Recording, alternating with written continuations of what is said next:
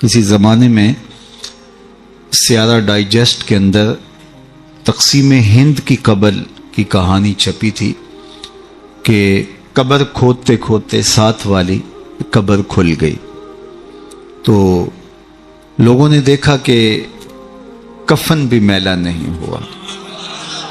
شوق اور جستجو کی چنگاریاں مزید روشن ہوئیں اور ایک اینٹ گری تھی تو دوسری اینٹ خود نکال دی، تو دیکھا کہ اندر تازہ گلاب کھلے ہوئے ہیں۔ خیر قبر کو بند کیا اور جستجو پیدا ہوئی کہ ہم دیکھیں یہ شخص تھا کون اور اس کی نیکی معلوم کریں تاکہ ہم بھی اس صالحیت کے ماحول میں اپنے آپ کو ڈھال کر کے یہ سعادت پا سکیں۔ تو خیر تلاش کرتے ہوئے اس کی بیوہ مل گئی جو بہت بوڑھی ہو چکی تھی، تو لوگ اس کے پاس گئے کہ تیرے شوہر کی قبر یوں کھل گئی اور ہم نے یہ منظر دیکھا، تو تم بتا سکتی ہو کہ وہ کون سا نیک عمل کرتا تھا؟ تو اس نے ذہن پہ زور دیا، کہا میرا شوہر ایک سادہ سا شخص تھا اور پڑھا لکھا بھی نہیں تھا، لیکن ہاں مجھے یاد آیا اس کا ایک عمل تھا، جب صبح کے وقت وہ مسجد میں جاتا نماز کے لیے تو لوگ قرآن کھول کے بیٹھ جاتے۔ ایک زمانہ تھا لوگ فجر کے بعد قرآن مجید کی تلاوت کیا کرتے تھے، اور گھروں میں بھی صبح کے وقت قرآن ضرور کھلتا تھا۔ اللہ وہ دور دوبارہ پلٹ کے لے آئے ہمارے لیے، اور نوجوانان امت قرآن کا چہرہ دیکھیں فیس بک کی بجائے۔ تو وہ ایک زمانہ تھا، تو جب سارے لوگ قرآن کھول کے بیٹھ جاتے تو اس سے بڑی تکلیف ہوتی کہ کاش میں بھی قرآن پڑھا ہوتا۔ تو یہ بوجھل قدموں سے گھر پلٹتا اور طاق پہ رکھے ہوئے قرآن مجید کے نسخے کو اتارتا، کھولتا، چومتا، پڑھنا تو آتا نہیں تھا، تو ایک ایک سطر پہ انگلی پھیرتا اور کہتا مالک مجھے پتہ نہیں کیا لکھا ہے، جو لکھا ہے حق لکھا ہے۔ پھر دوسری سطر پہ انگلی رکھتا اور کہتا مالک یہ بھی سچ لکھا ہے۔ پھر تیسری سطر پہ انگلی لے آتا، کہتا مالک یہ بھی سچ لکھا ہے۔ تو اس طرح انگلی پھیرتا چلا جاتا اور یہ کہتا چلا جاتا مالک یہ بھی سچ ہے، یہ بھی سچ ہے، یہ بھی سچ ہے، یہ بھی سچ ہے۔ تو شاید اس کی قبر میں جو چراغاں ہوا ہے، اس کی قبر میں خوشبو پھیلی ہے، گلابوں کا موسم تم نے دیکھا ہے، تو قرآن سے محبت کی اس کے سبب ہوا ہے۔ یار جو قرآن مجید کو پڑھنا بھی نہ جانتا ہو، اس کی زیارت کر کے اس اذعان اور یقین کے ساتھ انگلی رکھ کے کہے کہ یہ اللہ کا سچا کلام ہے، تو اس کی قبر میں خوشبوئیں پھیل جاتی ہیں، اور جس نے ساری زندگی قرآن کی خدمت کی ہو اللہ اس کو کتنی رحمتوں سے نوازے گا اور کتنی کرم نوازیاں اللہ اس کا مقسوم کرے گا۔ ابھی حضرت کی عمر کے حوالے سے بات ہو رہی تھی تو مجھے امام ابو نعیم الاصفہانی سے ایک روایت جو انہوں نے حلیہ میں بیان کی کہ جو شخص 70 سال کی عمر میں انتقال کرتا ہے اللہ اس کے بڑھاپے کا حیا کرتے بغیر حساب کے جنت عطا کرتا ہے، اور جو 80 سال کی عمر میں انتقال کرتا ہے اللہ اسے حق شفاعت بھی عطا کرتا ہے، اپنے خاندان کے کتنے لوگوں کی سفارش کر کے انہیں جنت میں لے جائے گا۔ اس لیے ہمارے دین میں بوڑھوں کی عمر کی کثرت کی وجہ سے تکریم کرنے کی تلقین کی گئی ہے، اور ہمارے صوفیہ فرماتے ہیں کہ بڑے کی تعظیم اس لیے کرو کہ اس کی نیکیاں زیادہ ہیں، اور چھوٹے کو اس نظر سے دیکھو کہ اس کے گناہ کم ہیں۔ جب ہم یہ دیکھنا شروع کر دیں گے اور اس طرح سے سوچنا شروع کر دیں گے تو پھر ہمیں کسی شخص میں پاپ اور عیب دکھائی نہیں دیں گے۔ ہمارا مطمع نظر، ہمارا انداز نگاہ یہ ہے کہ ہم دوسروں کی طرف عیب کی نسبت کرتے ہیں اور سمجھتے ہیں کہ ہم دودھ کے دھلے ہوئے ہیں، جبکہ کسی کی طرف انگلی اٹھانے سے قبل یہ سوچنا چاہیے کہ باقی ساری انگلیاں اپنی طرف اٹھ رہی ہیں۔ تو اپنے آپ کو ستھرا بتانے کی بجائے لوگوں کو اس نظر سے دیکھو کہ وہ پاک ہیں، اور اللہ تعالیٰ نے بالخصوص جو میں نے عرض کیا یہ بات ضمناً آ گئی کہ بڑھاپے کا حیا کیا ہے۔ حضرت بایزید بسطامی کی 72 سال کی عمر میں ان کا وصال ہوا، تو جب قبر میں گئے تو بعد میں کسی کو خواب میں ملے تو اس نے کہا کہ سناؤ کیا ماجرا ہوا؟ کہا میرے مالک نے مجھے جب حاضر ہوا تو کہا اے بوڑھے بتا میرے پاس کیا لے کر آیا ہے؟ تو میں نے کہا مالک بادشاہوں کی چوکھٹ پہ جب فقیر آئیں تو شہنشاہ یہ تو نہیں پوچھا کرتے کیا لے کر آئے ہو، فقیروں کو تو یہی پوچھا جاتا ہے کیا لینے آئے ہو، میں تیری رحمت کا سوالی بن کے آیا ہوں۔ اللہ نے بغیر حساب کے میری مغفرت فرما، میری بخشش فرما دی۔ اور جنہوں نے اپنی زندگیاں راہ دین پہ گزاری ہوں، حضرت سیدنا عمر رضی اللہ تعالیٰ عنہ فرماتے ہیں کہ آقا کریم علیہ السلام نے ارشاد فرمایا کہ جس شخص کے مرنے کے بعد 4 لوگوں نے اس کی اچھائی کی گواہی دے دی وہ جنتی ہے۔ 4 لوگوں نے کہا یہ بہت اچھا شخص تھا۔ تو حضرت عمر کہتے ہیں میں نے عرض کی یا رسول اللہ صلی اللہ علیہ وسلم اگر کسی کے پاس 4 گواہ نہ ہوں 3 گواہ ہوں تو آقا کریم نے فرمایا وہ بھی جنتی ہے۔ حضرت عمر فرماتے ہیں کہ میں نے عرض کی یا رسول اللہ صلی اللہ علیہ وسلم اگر کسی کے پاس 3 گواہ بھی نہ ہو 2 گواہ ہوں تو آقا کریم نے اس کے لیے بھی یہی بشارت دی۔ حضرت عمر فرمایا کرتے تھے ایک کے بارے میں نے پوچھا نہیں حضور نے بتایا نہیں، تو جس کو 2 گواہ بھی مل گئے اچھائی کے کہ وہ صالح تھا وہ نیک تھا تو اس کے لیے جنت کے در کو شادر ہیں، اور جس کی نیکی کی، جس کے تقوی کی، جس کی خدمت قرآن کی زمانہ گواہی دے تو بتاؤ اللہ کتنی ناز برداریاں کرے گا۔ جانا تو سب نہیں ہے، یہاں کسی نے بیٹھ نہیں رہنا، 100 سال بھی جئیں گے تو یہاں سے رخصت ہونا پڑے گا۔ کج کلاہوں نے بھی شہنشاہوں نے بھی یہاں سے رخصت ہونا ہے، جن کا طوطی بولتا ہے، جن کے نقارے بجتے ہیں وہ بھی یہاں نہیں بیٹھ رہیں گے۔ موت ہے ہنگامہ آرا کل زمیں خاموش میں، ڈوب جاتے ہیں سفینے موج کی آغوش میں۔ یہاں بڑے بڑے پہلوان، بڑے بڑے کج کلا اور شہنشاہ باقی نہ رہے۔ کسی نے دیکھا مقدونیہ میں ایک بوڑھی عورت ایک قبر پہ بیٹھی ہے، تو کہا کہ یہاں کیا کر رہی ہو؟ کہا یہاں میرا بیٹا سکندر دفن ہے۔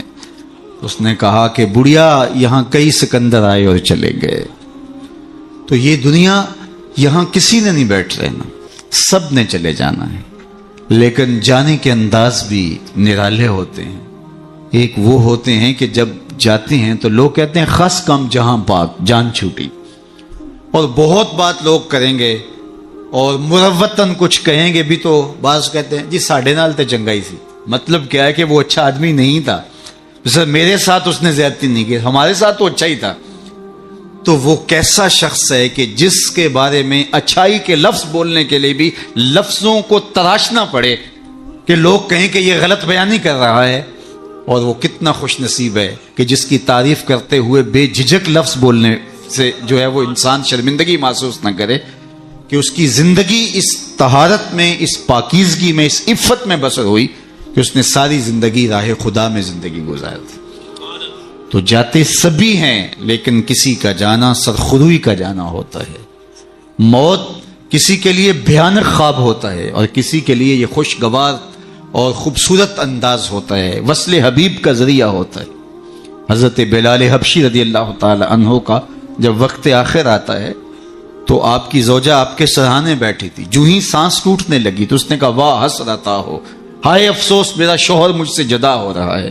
تو حضرت بلال حبشی نے پلٹ کے دیکھا اور اپنی زوجہ سے کہا یہ تم کیا بول رہی ہو؟ کہا ہاں آپ مجھ سے جدا ہو رہے ہیں۔ فرمایا یہ حسرت بڑے لمحے نہیں ہے، یہ دکھ کی کہانی نہیں ہے، بلکہ میں تو اپنے آقا محمد عربی سے ملنے جا رہا ہوں۔ تو یہ وصل محبوب کا ذریعہ ہے۔ حضرت یعقوب علیہ السلام، حضرت ابراہیم علیہ السلام کے پاس جب ملک الموت آئے اللہ کی طرف سے پیغام لے کر کے، تو انہوں نے کہا کہ میں قبض روح کے لیے آیا ہوں۔ حضرت خلیل نے کہا کہ عجیب بات ہے، میرا رب مجھے اپنا خلیل بھی کہتا ہے۔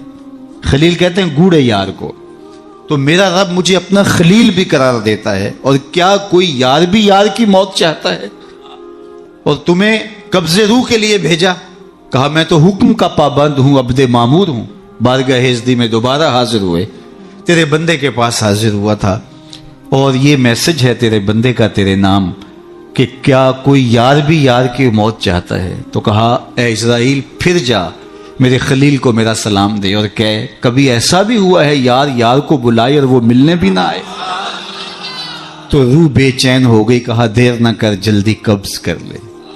تو یہ تو اس لمحے کے انتظار میں ہوتے ہیں، موت میں فرق ہوتا ہے. رومی نے بڑی خوبصورت مثال سے دونوں اموات کا ذکر کیا ہے. اس شخص کی کہانی جو اس دنیا میں عیش و عشرت کر کے آخرت کو بھول جاتا ہے، اور اس شخص کی کہانی جس کا مطمع نظر آخرت ہوتی ہے اور وہ اس دنیا کو آخرت کے لیے گزارتا ہے، چونکہ یہ آخرت کی کھیتی ہے. یہ بوائی کا موسم ہے، آخرت کٹائی کا موسم ہے.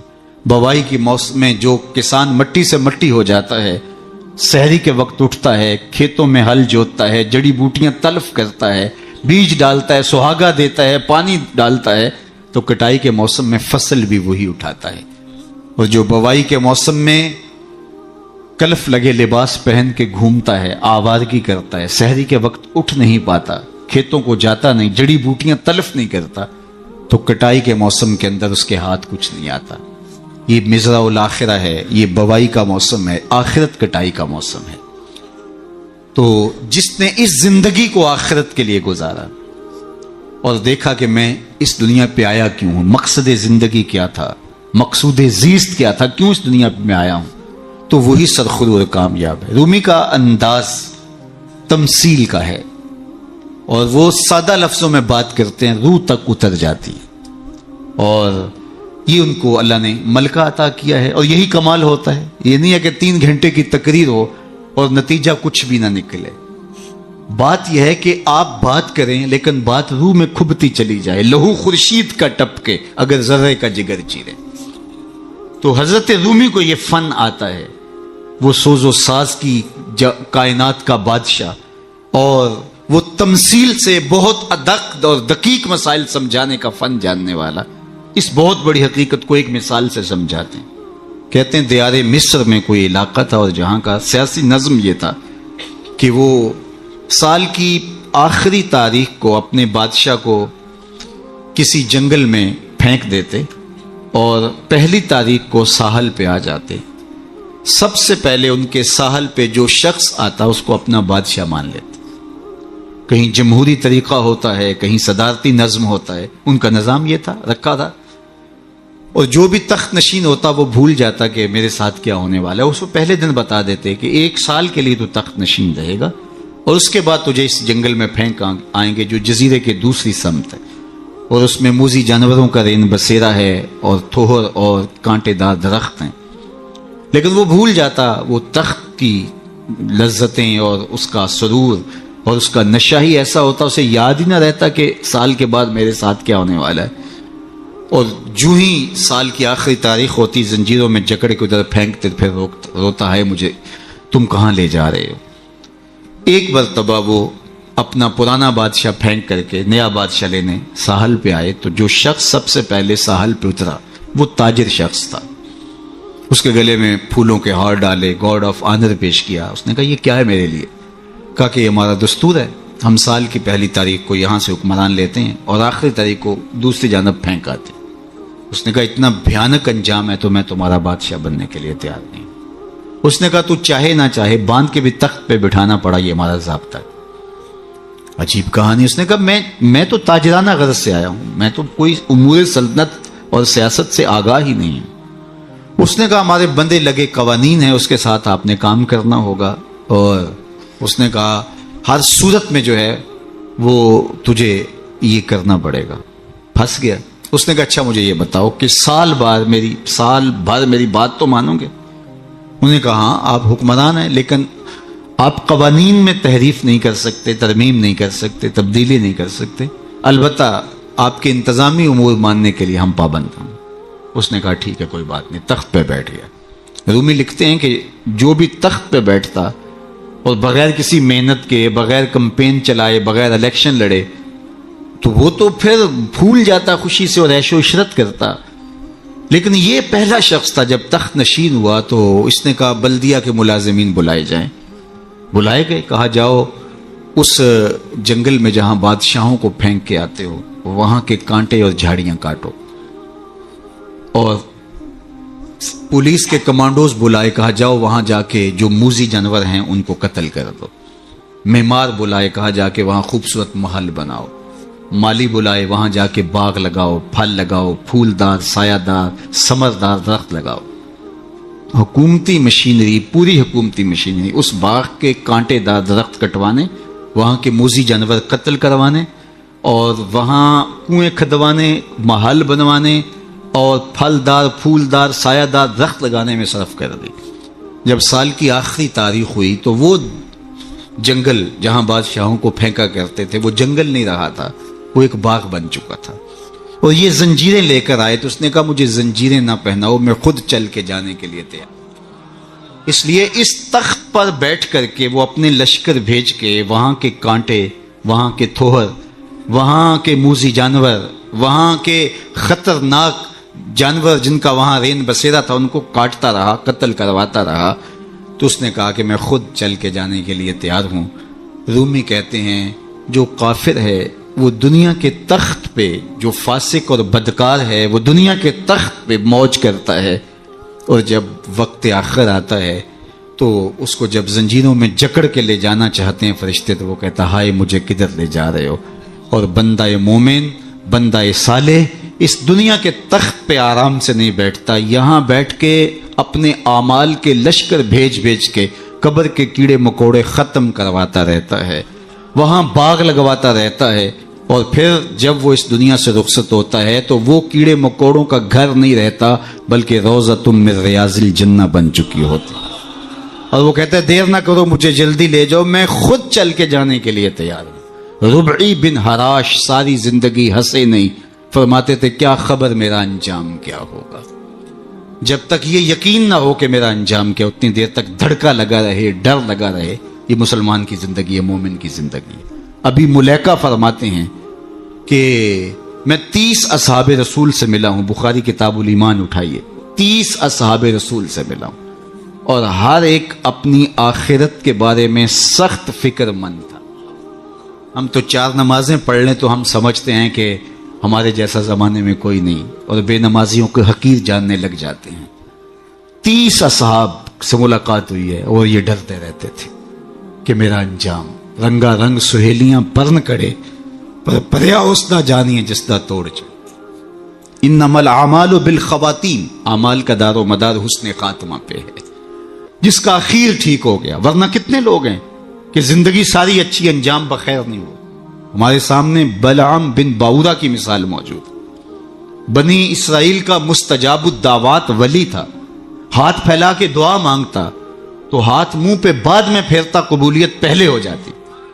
لیکن پھر اسی کے بارے میں قرآن نے کہا نا مَثَلُهُ كَمَثَلِ الْكَلْبِ، اس کی مثال کتے کی مثال، زبان لٹک گئی، زمین چاٹتا تھا، نبی کے خلاف ہاتھ اٹھا دیے، سمجھا میں مقبول بارگاہ ہو گیا۔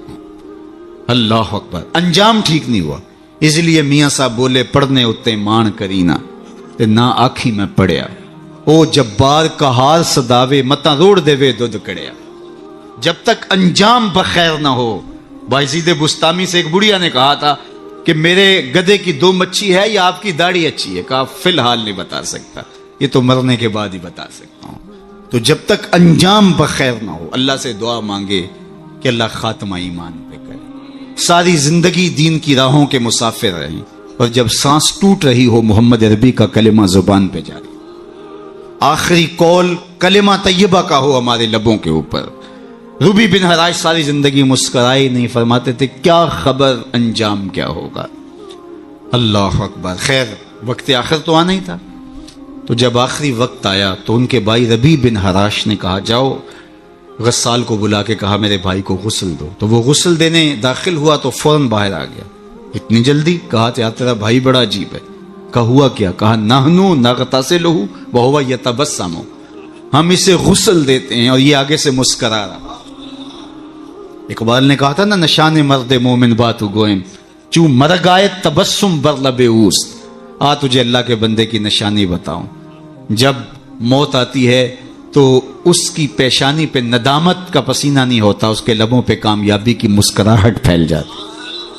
کہا یا تیرا بھائی بڑا عجیب ہے، نحنو نغتسلہ وہو یتبسم، ہم اسے غسل دیتے ہیں وہ آگے سے مسکراتا ہے۔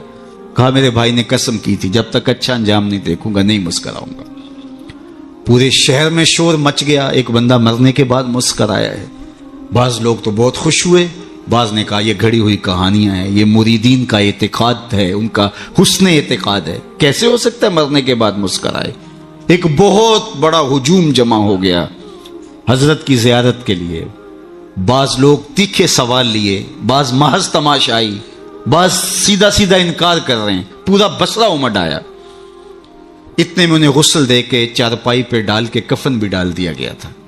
جب لوگ گھر میں داخل ہوئے تو قبل اس سے کہ وہ سوال کرتے، امام ابو نعیم نے حلیہ میں لکھا، قاضی ایاز مالکی اندلسی نے الشفاء کے اندر لکھا، اور اس کو امام سہیلی نے روض الانف میں لکھا، اور بھی بہت سارے لوگوں نے لکھا. جب لوگ داخل ہوئے اور تیکھے تیکھے سوال تھے کہ یہ پوچھیں گے، یہ بات کریں گے، کیسے مسکرائے، سچ ہے، غلط ہے، جھوٹ ہے، اور یہ چارپائی پہ ڈالے جا چکے تھے، کفن اڑا دیا گیا تھا. جب لوگ داخل ہوئے تو انہوں نے کفن ہٹایا، ہاتھ باہر نکالا اور لوگوں سے مخاطبت کرتے ہوئے کہا السلام علیکم. لوگ حیرت میں ڈوب گئے، وعلیکم السلام اتتکلم بعد الموت، عجیب بات ہے، مرنے کے بعد باتیں کر رہے ہو؟ قال نعم اتکلم بعد الموت، ہاں ہاں مرنے کے بعد باتیں کر رہا ہوں. عرش فرش تے بانگا ملیاں تے مکے پہ گیا شور، بلے شاہ سا مرنا نہ ہی تے گور پیا کوئی ہور، فَلَنُحْيِيَنَّهُ حَيَاتًا طیبہ. اور اقبال کہتا ہے فطرت ہستی شہید آرزو رہتی نہ ہو، خوب تر پیکر کی اس کو جستجو رہتی نہ ہو. موت کو سمجھا ہے غافل اختتام زندگی، یہ ہے شام زندگی صبح دوام زندگی. فَلَنُحْيِيَنَّهُ حَيَاتًا طیبہ کا روپ ظاہر ہوا. ہاں ہاں مرنے کے بعد باتیں کر رہا ہوں. لوگوں نے کہا بتاتے رب نے تیرے ساتھ سلوک کیا کیا؟ تو ربی بن ہرا جو فوت ہو گئے وہ بول کے کہہ رہے استقبلنی ربی غیر غضبان واستقبلنی بروح و ریحان. اس کے قدرت والے چہرے پہ کوئی غصہ نہیں تھا، اس نے روح و ریحان کے پھول میرے گلے میں ڈالے. لوگوں نے باتیں پوچھنا شروع کر دی. شکر ہے کوئی مرنے والا بول پڑا، کوئی ادھر کی بات کر رہا ہے، ادھر کی بات پوچھ رہا ہے. جب سلسلہ کلام طول پکڑنے لگا تو ربی بن ہراش لکھتے ہیں، ربی بن ہراش کہتے ہیں کہ اجلوا بی ولا تؤخروا بی لان ابا القاسم ينتظر علی الصلاۃ، دیر نہ کرو مجھے جلدی قبرستان میں لے جاؤ، تم مجھے باتوں میں لگا رہے ہو، امام الانبیاء میرے جنازے کا انتظار کر. اگر اپنی زندگی اس کی رضا کے مطابق گزارے گا تو تمہارا وہاں انتظار ہوگا. مرنے کا فرق ہے، ہر کوئی مرتا ہے، لیکن یہ مرنا جو یاد الہی میں اپنے آپ کو ڈبو دے، اور مرنے سے قبل جو مر جائے، موتو قبل ان تموتو، صوفیہ تو یہی کہتے ہیں نا کہ مرنے سے قبل مر جاؤ. تو جب مرنے سے ہی قبل مر جائے تو الجبرے کا قاعدہ ہے نا کہ نفی جب نفی سے ضرب کھاتی ہے تو جمع کی صورت میں جواب آتا ہے. تو جو پہلے ہی مرا ہوا تھا، اپنے آپ کو، اپنے نفس کو اس نے مار دیا، اپنی خواہشات کو ترک کر دیا، تو وہ موتو قبل ان تموتو کے زمرے میں تھا. تو پھر موت کو موت آئی تو نفی سے ٹکرائی تو حیات بن گئی. تو یہ حیات طیبہ کی صورت بن کے سامنے آئی اور ابری. اس لیے اللہ والے قبروں میں جا کر بھی جو ہے وہ ایک حیات طیبہ اور ایک زندگی، پاکیزہ زندگی کا نور پاتے ہیں، اور اللہ تعالیٰ ان کے ذریعے سے لوگوں کی فیض رسانی کا سامان کرتا ہے. ورنہ دنیا کے اوپر آ کے چلے گئے، آج ان کا نام و نشان بھی نہیں ہے. جن کے طوطی بولتے تھے، نقارے بجتے تھے، آل ساسان 3150 سال ایران پہ حکومت کرتے رہے، آج آل ساسان کا دنیا نام بھی نہیں جانتی. مشتاق نے کہا تھا مٹ گیا مشتاق دل سے رنگے یاد رفتگاں، پھول مہنگے ہو گئے قبریں پرانی ہو گئی. قبروں کے نشان بھی یاد نہیں ہوتے.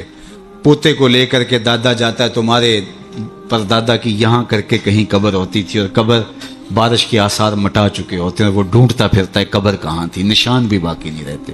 لیکن جنہوں نے اپنی زندگیاں اللہ کے نام پہ گزاری ہوتی ہیں، دیکھیے ہزار سال بیت گئے، آج بھی ان کی قبر پہ چراغاں ہو رہا ہے. کیسی رونقیں اور کیسی تازگیاں اور کیسی فرحتیں. آپ لاہور جاتے ہیں نا تو راوی کے اس پار جہانگیر کا مقبرہ ہے، وہاں دن کو جائیں یا شام کو آپ کو حسرتیں برستی دکھائی دیں. اب ایک پارک بن گیا جس کے دم سے تھوڑی سی رونق ہے، لیکن احاطہ مزار پہ اگر آپ جائیں تو وہاں آپ کو قرآن پڑھنے والے لوگ موجود نہیں ملیں گے، تاش کھیلنے والی ٹولیاں بیٹھی نظر آئیں گی. وہاں آپ کو تازہ گلاب نہیں ملیں گے، وہاں آپ کو جانوروں کی بینٹیں پڑی ہوئی نظر آئیں. وہ مطلق العنان حکمران بر صغیر پاک و ہند کا، آج حسرت نے برس. بالکل اس کے ساتھ ملکہ نور جہاں کا مقبرہ ہے. جب بادشاہ تخت پہ بیٹھتا تھا تو ملکہ پیچھے بیٹھتی تھی, اور بادشاہ کا فیصلہ اسے کوئی پسند نہیں ہوتا تو پیچھے سے کمر ٹھونکتی, بادشاہ فیصلہ تبدیل کر دیتا. جس کے اشارہ ابرو پر ہندوستان کی تقدیر کے فیصلے لکھے تھے, نیچے اندھیرے میں اس کی بھی قبر ہے. اور ان کی اپنی بیٹی زیب النساء کا شعر لوہے مزار پہ کندہ ہے. بر مزار ماں غریباں نہ چراغے نہ گلے, نہ پرے پروانہ سوزت نہ صدائے بلبلے. ہم غریبوں کی قبر پہ نہ کوئی چراغ جلانے آئے گا نہ کوئی پھول ڈالنے. آج غریب بنے ہیں. جو بر صغیر کی پوری راجدھانی کے مالک تھے آج غریب بنے. بر مزار ماں غریباں, یہ شہزادی کا شعر ہے. بر مزار ماں غریباں نہ چراغے نہ گلے, نہ پرے پروانہ سوزت نہ صدائے بلبلے. نہ بلبل گیت گانے آتا ہے اور نہ پروانہ پر جلانے آتا ہے. یہ میں بادشاہوں کی کہانی سنا رہا ہوں. یہ راوی کے اس پار کی کہانی ہے. اب راوی کا پل پار کر جائیں. ایک لوہے مزار ادھر بھی ہے. یہاں تو لکھا ہے بر مزارے ماں غریباں نہ چراغے نہ گلے, اور وہاں لکھا ہے گنج بخشے فیض عالم مظہر نور خدا, نہ کساں را پیر کامل کاملاں را رہنما. اب میں نے اور آپ نے دیکھنا ہے ہم کس زمرے میں آنا ہے, کن کے ساتھ جڑنا ہے, کن سے وابستگی اختیار کرنی ہے, کس دائرے میں آنا ہے. سلطنت روم کا شہنشاہ, اس دور کی سپر طاقت. لیکن اگر میں آپ سے پوچھوں جس زمانے میں میرے حضور آئے تھے اس زمانے کے خاقان کا نام کیا ہے, تو آپ میں سے کوئی بتا سکتا ہے؟ میں علماء کو چھوڑتا ہوں, تاریخ کا گہرا مطالعہ کسی کا ہو تو الگ بات ہے. لیکن اگر پوچھوں جس دور میں میرے حضور آئے اس دور کے خاقان کا نام کیا تھا, شاید کوئی نہ بتا سکے. اچھا میں پوچھتا ہوں اس دور کے کیسر کا نام کیا تھا؟ اس دور کا ٹرمپ تو وہی تھا نا, لیکن آج اس کا نام کوئی بھی نہیں جانتا. چلو میں پوچھتا ہوں اس دور کے کسرا کا نام کیا تھا؟ سوائے تاریخ کے طالب علموں کے کوئی نہیں بتا سکے گا. چلو میں یہ پوچھتا ہوں, اور اس مجلس میں موجود سب سے کم عمر بچے سے پوچھتا ہوں کہ جس زمانے میں میرے حضور آئے میرے حضور کے مؤذن کا نام کیا تھا؟ تو وہ سر اٹھا کے بلال حبشی کا نام لے گا. یار اس دور کی سپر طاقت کے مطلق العنان حکمران کا نام تو زمانے کو یاد نہیں. کیسر کا نام, کسرا کا نام, خاقان کا نام زمانے کو یاد نہیں ہے, لیکن بلال حبشی کا نام آج بھی سینوں پہ لکھا ہے. تو اقبال تڑپ کے بولا, اقبال یہ کس کے عشق کا فیض عام ہے, رومی فنا ہوا حبشی کو دوام. شہنشاہ روم کا نام بھی زمانے کو یاد نہیں, رومی فنا ہوا حبشی کو دوام ہے, تو دوام محمد عربی کے قدموں میں ہے. سارا نور اسی چوکھٹ پہ ہے, سارے اجالے اور ساری روشنیاں حضور علیہ السلام کے قدموں سے پھوٹتی ہیں. تو جب سارا نور ملتا ہی یہاں سے ہے, سارے اجالے اسی دہلیز سے خیرات کی صورت میں میسر آتے ہیں, تو وہ اپنی ساری زندگی حضور کے نام پہ لگا. اقبال کے سارے کلام کا رس نچوڑیں تو جو خلاصہ نکلتا ہے وہ یہ ہے, بمصطفیٰ برساں خیشرا کے دی ہماؤز, اگر بہو نہ رسیدی تمام بولا بیز. اگر اپنے آپ کو کھینچ کے تو حضور کے قدموں تک لے گیا تو زندگی کا سارا جمال تجھے نصیب ہے, اور اگر تو حضور کے قدموں تک نہیں پہنچ سکا تو کلمہ پڑھ کے بھی ابو لہب کا ابو لہب ہی رہے.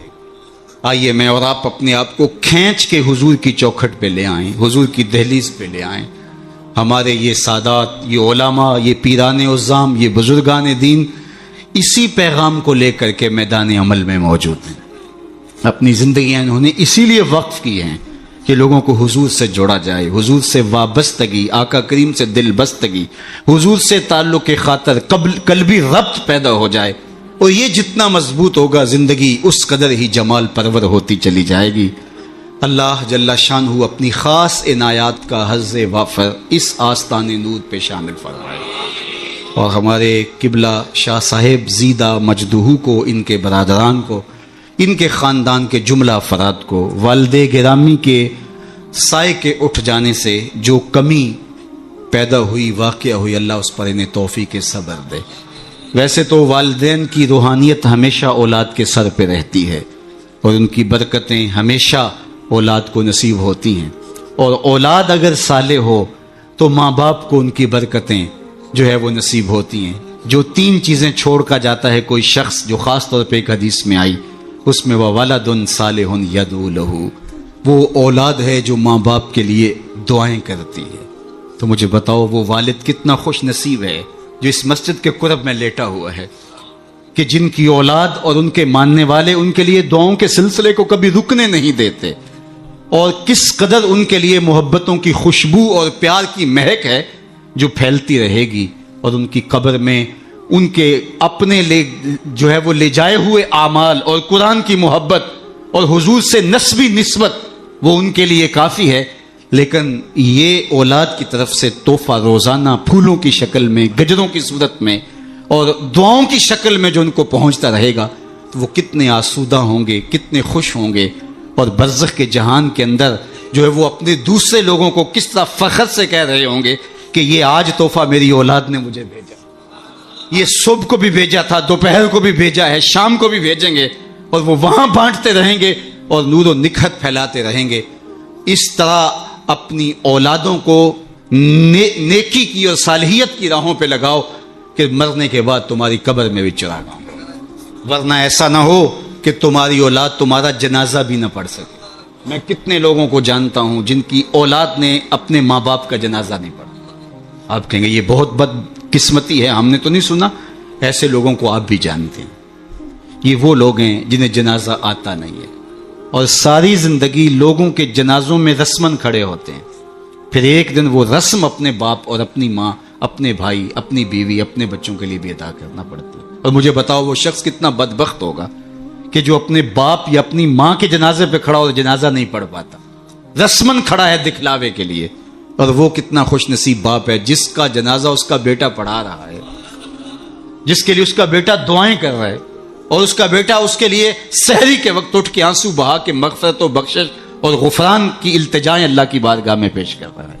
تو اپنی اولادوں کو صالحیت کے سائے میں لاؤ، نیک لوگوں کی صحبت میں رکھو، پاک لوگوں کے پاس بیٹھنا اٹھنا سکھاؤ، ان کو دین کی تعلیم دلواؤ اور ان کو اچھے کردار کا حامل بناؤ، تاکہ قبر میں بھی چراغا رہے اور دنیا کے اندر بھی سکھ اور قرار اور تسکین نصیب ہو۔